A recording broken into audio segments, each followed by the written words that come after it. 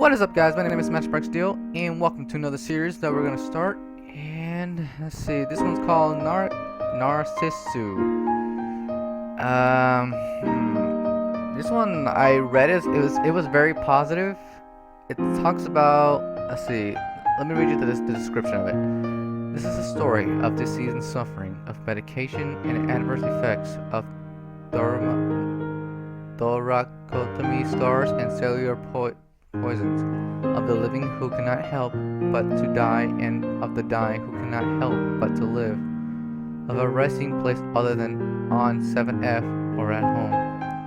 So what I think in that description, there's people who are struggling, that they know that they're gonna die at some point. They're gonna die at this certain day, that they have like they have a time limit. Basically they have a time limit of how much they have left to live. And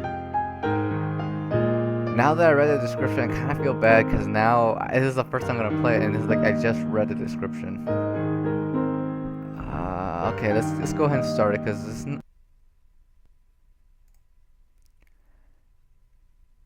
Okie dokie. Well, I sort of fixed it. Let's see. Hang on a second. I'm checking if I'm recording. Yep, I'm recording. Let's see. Narcissu or wait, which one? Oh, it has 1 and 2. Okay, so we're gonna play 1 and 2. Well, first I'm gonna do the first one because I want to know what's the story behind. Okay, let's see. Agilus. Wait, what is this?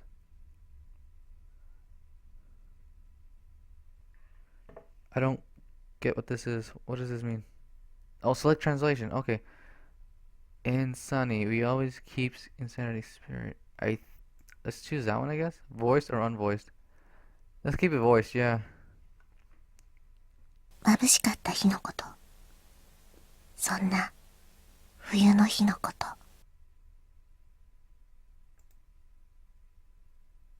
2001. From the July 2004 police suicide. What? In 1986, Bikini. 確かに幼い頃から丈夫な方じゃなかった。She wasn't healthy when she was a child. Even so, I attended elementary school like all the others, and during summer breaks, I often played until I was gradually tanned. June, shortly after my entry into middle school, the day I ordered a swimsuit for the use for the next month.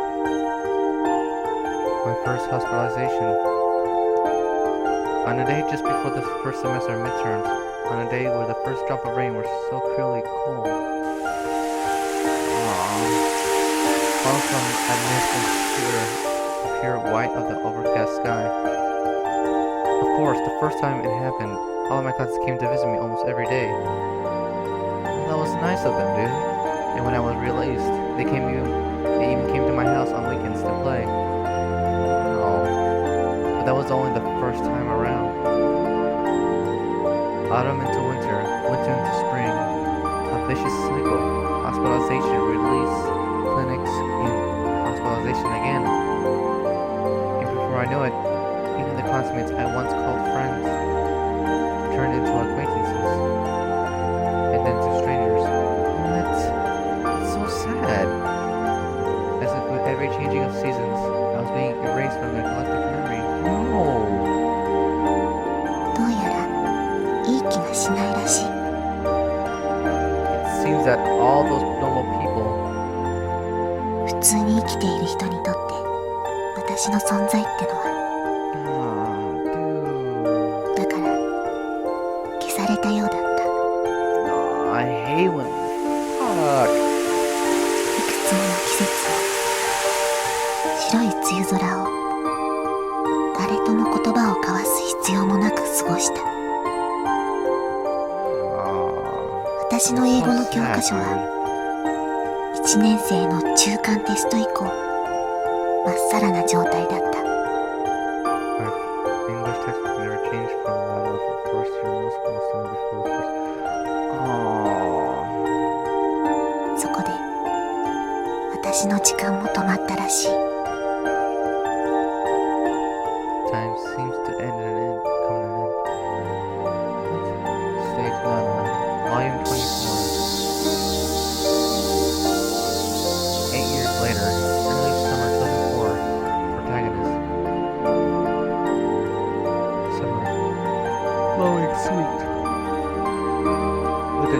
a gigantic electronic scoreboard in the driver's license examination facility lit up all at once. My eyes and everyone else's looked from our respective numbers. 237, 237, and for some 8 columns of the text, sure enough, my examination number was shining in the mist.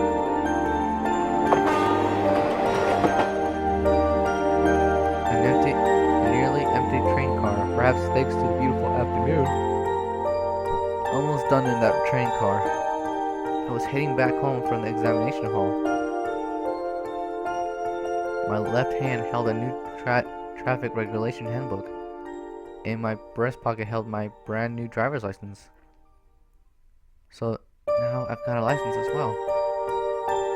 I muttered somewhat happily, but there was no strong feelings behind it. I never particularly wanted to drive a car. I never particularly had any motive for it. It was just that my colleagues in the technical institute both recommended that I at least get a driver's license. That night, when I told my parents that I got my license, they merely replied with an I see. When I asked if I could borrow the car just for a test run, they instantly and curtly said just one thing: no. While I didn't really want to drive the car or anything, the response was all too expected. Those were my parents for you. Wow, such dick parents won't even let you use their car? The next day, I woke with a chest pain and went to the hospital. Sorry. Sickness and I generally had nothing to do with each other, which is why I found the ER waiting room to be the utterly boring. Just when I thought they were through examining me, they ordered an x-ray and some blood tests. Then they left. And again, I was left waiting for a long, long time. I had already polished off 3 volumes of Shonen Jump and was just about to start on a 4th one. They admitted me to the hospital right then and there. And it seemed that my new license, which still lay snugly in my breast pocket, would have to wait a long time for its turn to come. Wow. Please tell me at least your parents came to visit you. Don't be like fucking dicks.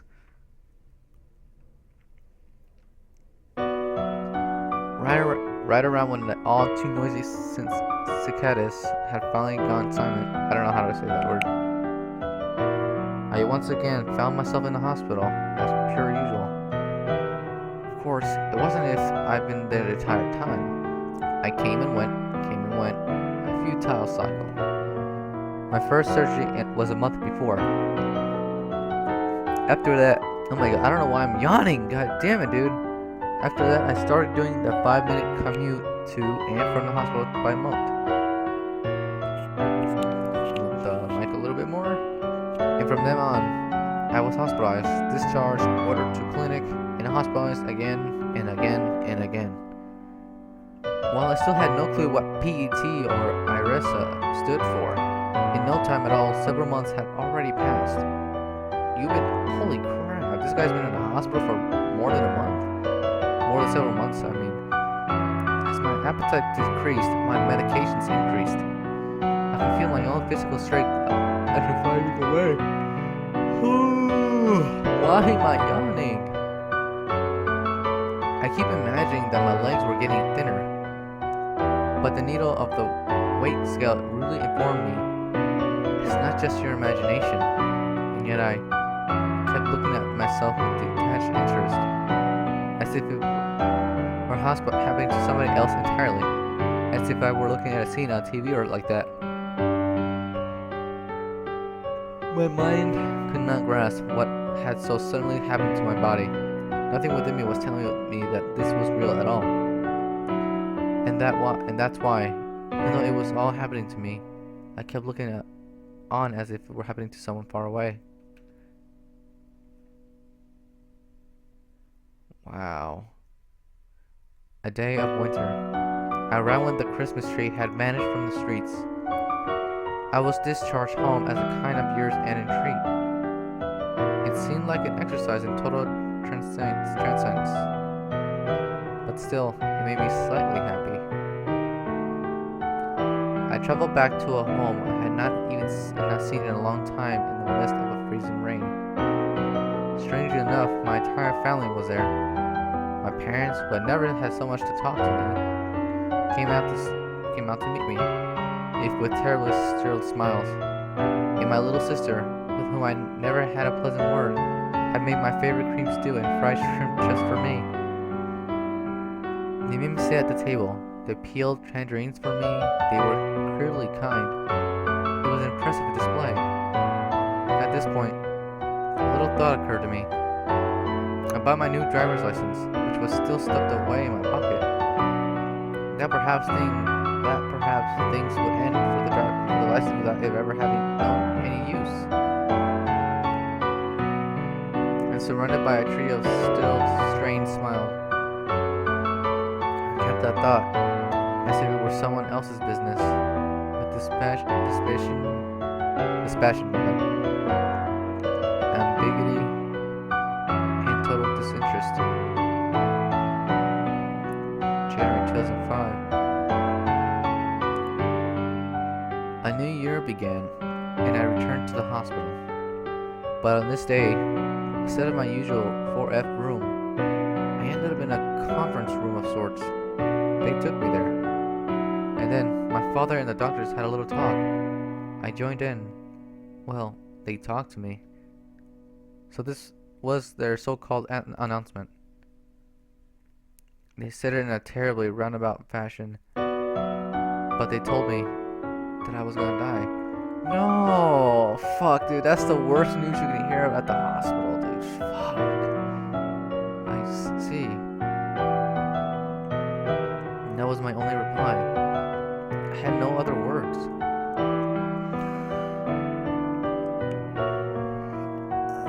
It was the only thing that left my mouth from beginning to end. And the doctor's ballpoint pens flew across the paper as his response to my words. Those were probably his husband's enrollment procedures, businesslike to the last. My father was the same. So it's this simple. Was the only real thought I had. Wow. That day, I was transferred from 4F to 7F, from a 6-person room to a private room. It was a little different from the other wards, the 7F. First of all, the floors were sparkling clean, and second of all, the ceiling was higher than I ever seen it. The rooms were very nice, and it had large windows from which the warm daylight streamed in as if by design. But the windows only opened a little. I tested them out, and my head would just barely fit out one. The color of my ID bracelet had changed as well.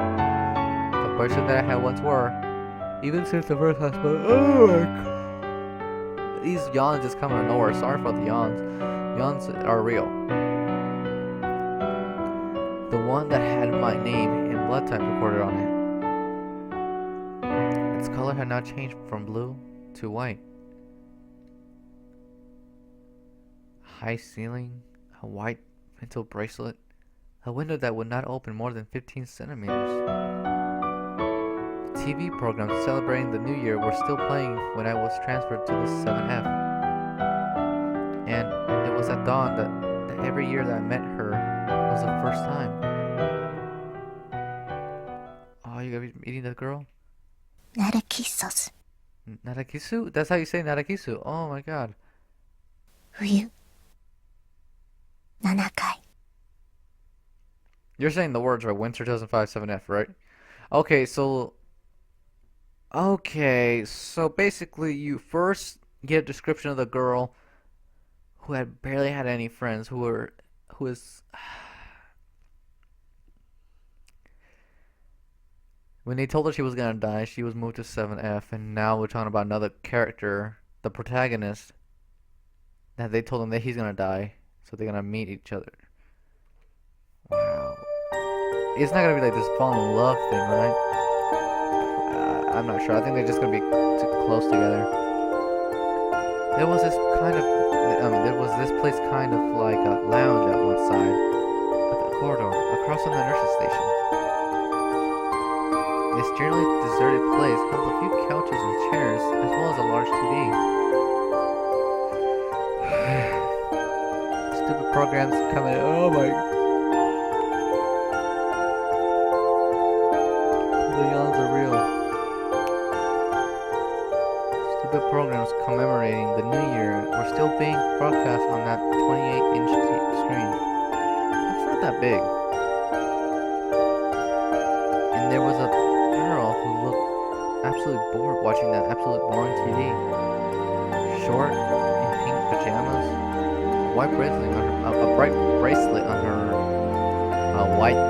her, wrist. Goddamn, I know how to read, but guys, leave me alone. Just like mine. Perfectly long hair that almost reached down to her hips. Hey, do you find that interesting? There was no deep purpose of me asking. Simply, I had nothing else to do, so I started talking to her. 別に Was her only reply to me. She didn't return her face to me at all. Oh my god. And she kept looking on with boredom at that TV as if I didn't even exist. And then don't watch it.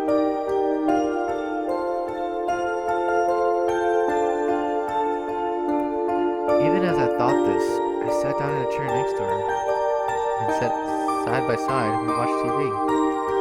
Nothing else we could do. Nothing else we could do. So we sat there silently and watched TV. New Year celebration programs, as per usual, a useless array of comedians and odysseys. And every so often, the MC's stupid, shrill laughter resounding drily in the white sun-drenched lounge. ねえあなた The girl suddenly started talking to me. Her eyes were, as always, glued to the TV screen. あなた何回目 How many times? Yeah, what do you mean by that? What? Is she talking about how many times I've been hospitalized? ここに7階に来たの To F7? Sorry, I have no clue what you're talking about. そう初めてなんだね Oh my god, this makes me feel bad for the girl. Shoot. So she's seen my confusion about her question and come to the right conclusion. じゃあ他に誰もいないし私の役目だから Your duty for what? Yeah, exactly, duty. そういうルールなの Nodding slightly, she explained that the rule was that someone here, 7F, should tell newcomers the truth. No, I have a feeling this is gonna be something bad. I knew nothing. I understood even less. And as if I did not even exist. She slowly started her speech. Oh my god, what? Trying to get my freaking yawns out. She slowly started her speech. それじゃあよく聞いてね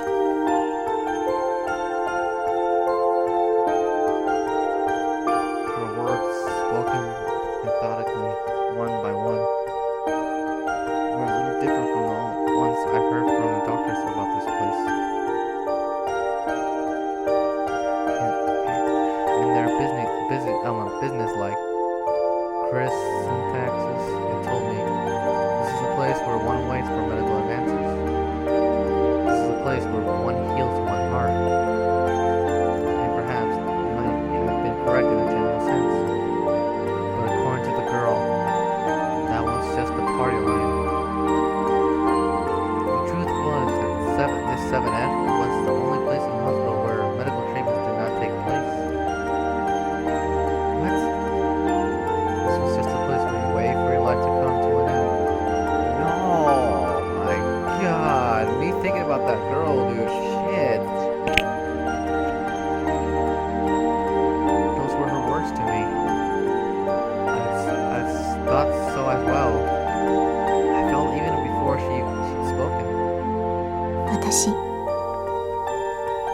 回目だから。 This is her second time? Second time doing what? ここに来るの。 Coming, oh my. And then she explained to me that nobody on 7F stayed here from the initial hospitalization all the way until dead. While there was zero possibility of being cured, you were sent home if your condition was stable. But if you're worsened again, you will be returned here. That cycle ended only in death. Whether it was at home or here on 7F, always one of the two, you were going to die. No way to escape it seemed. Crap. And with that meaning permeating every word, she informed me that this was her second time up here. じゃあ一度しか言わないから、ここからは She continued speaking, all the while staring at the TV screen. It wasn't idle chit-chat about when lights out was, or the kitchen was, or anything like that. This was something completely different. The third time you are discharged home, resign yourself. It won't be a fourth time. You will never go home again. If you ever want to escape, head toward the B station, not the A station. Eat nothing. That is the simplest shortcut. You leave the smallest burden on your family that way. It was as if she packed to the brim with matters like those. This was probably an oral tradition, relevant only to those who were going to die, and kept by those who came here for that purpose. Is she telling me not to eat so I can die faster? So, is this the duty that you were talking about? ええ、そうよ。いつかあなたも初めて来た人には伝えてね。 With those words, she slowly stood up. She casually tossed her long hair and grazed it by nose. じゃあ検温の時間だから。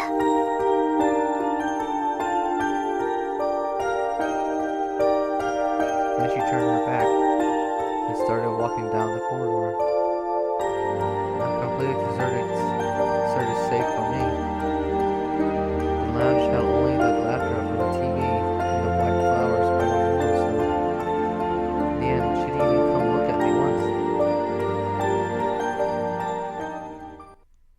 Holy shit. Wow. Okay, so you can go home, I guess twice, but they won't let you go for the fourth time. Wow. So basically, you're at the hospital, and then... Oh my god.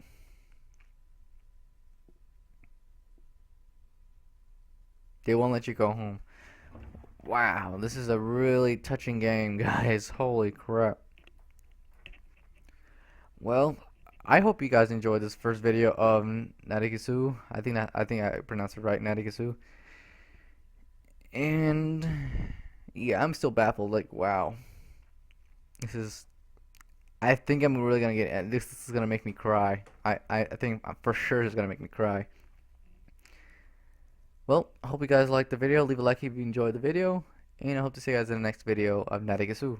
Goodbye.